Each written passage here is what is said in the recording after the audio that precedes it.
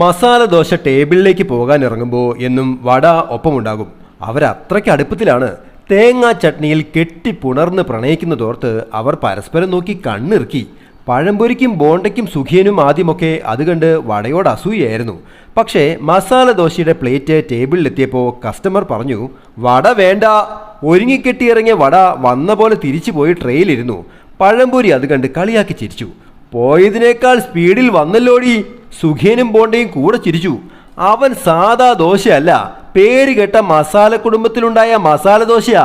അവന് നിന്നെ വേണ്ടടി. വട ആകെ തകർന്നു പോയി. അത്രയും ആളുകളുടെ മുന്നിൽ ഒഴിവാക്കപ്പെട്ടപ്പോൾ ആകെ ഇൻസൾട്ടായി പോയി. 10ൽ 10 പൊരുത്തമുള്ളവരാണെന്ന് പറഞ്ഞ് കെട്ടിച്ചതാ. പക്ഷേ മൂഞ്ചിയത് തൻ്റെ ജീവിതമല്ലേ. വിഷമം കൂടിയപ്പോൾ വട അടുത്തിരുന്ന ചൂട് സാമ്പാറിൽ ചാടിച്ചാകാൻ തുടങ്ങി. സാമ്പാറിൽ ചാടിയാൽ തൻ്റെ രുചി മാറുമെന്ന് പറഞ്ഞ് സാമ്പാർ അവളെ തടഞ്ഞു. അവൾ ഏങ്ങിക്കരഞ്ഞു, ചങ്ക് പൊട്ടിക്കരഞ്ഞു. വാ പൊളിച്ച് കരഞ്ഞ് നിലവിളിച്ച വടയുടെ വാ പിന്നെ അടഞ്ഞിട്ടേയില്ല. വടയ്ക്ക് എന്തിനാണ് തുള എന്ന് ചോദിക്കുന്നവർ അറിയുക, അതവൾ വാ പൊളിച്ച് കരയുന്നതാണ്.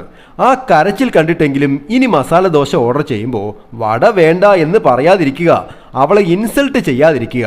അവളെ മസാല ദോശയുടെ കൂടെ ചട്നി ഒഴിച്ച് കുഴച്ച് പ്രണയിക്കാൻ അനുവദിക്കുക. അവൾക്കും ഇല്ലേ വികാരങ്ങൾ. Happy drawing, Saneesh Divakaran.